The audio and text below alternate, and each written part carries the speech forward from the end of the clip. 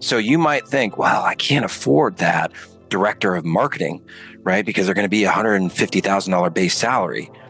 But guess what? You can probably find somebody with a similar skill set that's working in another part of the world that you can get for a fraction of that $150,000 a year salary. My main marketing person lives in New Zealand. Exactly. South Africa is another place where there's a lot of hiring going on. A great salary in South Africa is like $2,000 a month. There's 100%. so many times when we have a verbal conversation with somebody and we forget to write down all the things. And what happens is that the one thing that you forget is the one thing that the client's like, I've been waiting for that. Yeah, absolutely. So we built out a workflow. Otter.ai does a lot of what you said. Yeah. However, the workflow we're building right now is take the podcast transcript and take the meeting transcript, compare it to all the other meeting transcripts with that same client. Yep. Right. So you got to do it with Anthropic so you can read that far. I'm going deep. You're getting more advanced. I was given the 101 version. Now you're getting fancy. But got to do that. And that still takes some human interaction. Yeah. I think I just told you I hired somebody in Argentina and their job is going to be just to copy and paste. Yeah. Perfect. Right? So you can, there are, at least for, Read, ChatGPT, and Freshdesk, because that's where we put all of our stuff. There's webhooks or Zapier integrations, so that all of that can just happen automatically. We have that right now, where the Zoom summary, which just comes with Zoom, the AI companion, which is not the best, but it does good enough. That we have that going to Monday, but it's not. The Zap isn't good enough to where it's not organizing it by person yet. Right. It's just all putting them in date spots. Yeah. The item is a new date. So working on that part. It's getting there. It's getting close. Oh, dude. Yes. I know that like Otter and Read, they create their own meeting summaries. It's just in my experience, what they produce isn't as accurate as actually downloading the transcript, putting it in a ChatGPT. Hopefully those tools will get it together and they can eliminate that step. But for now, for me to create a meeting summary, like the notes, it used to take me anywhere from 15 to 30 minutes, depending on the meeting.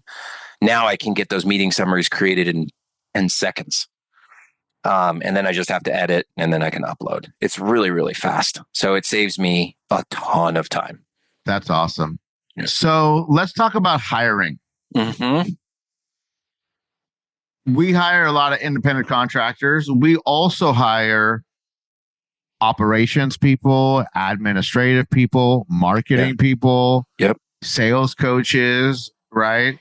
So there's a lot of parallels there between that and marketing agencies. Drop some gold on the audience about that. Yeah, for sure. Hiring is one of those things that's, I think it's always going to be challenging. Who knows? I know that there's some AI technology that's coming that will probably streamline the process a lot. But part of the reason why it's so challenging is that your company is different and your company culture is different, right? Somebody might be a great fit for you and they would be a terrible fit for another company. And that's the way that it's supposed to be. It's kind of like dating, right? You like be a great fit for somebody else. Absolutely not for me. And so I would start with, of course, you got to start with the job description. The job description, just to be specific or just to be clear, is an internal document that we use for us and the employee once they're hired so that they know what they're supposed to do to be successful in their job. Out of the job description, there is what we'll call the job post. And the job post is what we use to attract new hires. Right? So if you don't have a great job description, then your job post is going to be off and you're going to be attracting the wrong people. Does that make sense? Right? So you got to have a really, really thorough job descriptions first. Otherwise, everything's going to be thrown off. Next, I would say, depending on what their skill set or their role is, we got to look at their ability and their skill sets. Can they actually do the job?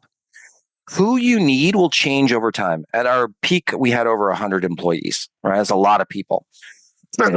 um, as the business evolves and advances in its stages, you're going to need better people, right? Like I think most of us have heard the term, the people that got you here aren't going to get you there, right? It's very, very true. It's hard for us to recognize that too once we're in it, because we want everybody to be able to come with us, but the sad reality is they will not, right? And so you have to look at the skills that you need like right now. And I would say even look like 2 or 3 years down the road. What are the skills that we need this person to have 3 years down the road, maybe 5 years down the road, and hire that person, right? What's great about now is that, we can work with people all across the world. So you might think, well, I can't afford that director of marketing, right? Because they're going to be $150,000 base salary. But guess what? You can probably find somebody with a similar skill set that's working in another part of the world that you can get for a fraction of that $150,000 a year salary. My main marketing person lives in New Zealand. Exactly. South Africa is another place where there's a lot of hiring going on.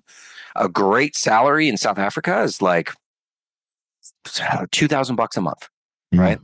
$1,500 a month is a good salary in South Africa. $2,000 a month, you can get a really, really talented individual, right? So identify the skills that you need that person to have. And then I would say even more important than the technical ability are the soft skills, right? So certain soft skills for me are like, I will not compromise on these ones, right? Like being on time. You gotta be on time. You gotta be a nice person. You gotta be kind. You gotta be willing to go the extra mile for your team members. That's not a core value at all companies, right? There are some companies that just don't care about that, right? And that's okay. That's on them. That's on them. That's not for me. For me, I don't have to like everybody that I work with, but we have to be respectful of each other, and we have to be kind, and we have to be working our asses off towards a common goal. I won't compromise on that. Well, how do you measure for that? So if you have written down core values, it makes it a lot easier.